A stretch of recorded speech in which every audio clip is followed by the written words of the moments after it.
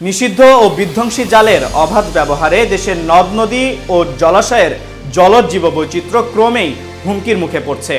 মাছ ধরার আশায় পাতা এসব জালে মাছের পোনাসহ মা মাছ, কাঁকড়া, শামুক, ব্যাঙ, সাপ ও কচ্ছপের মতো নানা জলজ প্রাণীও নির্বিচারে আটকা পড়ছে।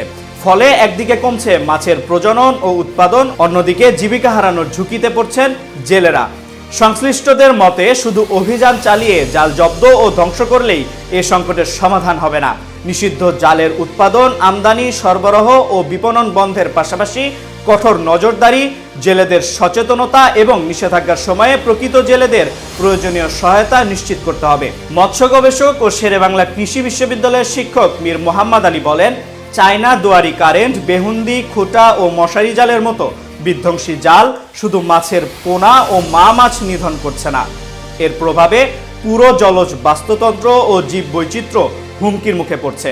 বাধাগ্রস্ত হচ্ছে মাছের স্বাভাবিক প্রজনন ও বংশবিস্তার। দেশের জলজ বাস্তুতন্ত্র এমনিতেই অবৈধ জাল, দখল দূষণ, জলাভূমি ভরাট, নির্বিচারে মাছ আহরণ ও জলবায়ু পরিবর্তনের অভিঘাতে সংকটে রয়েছে।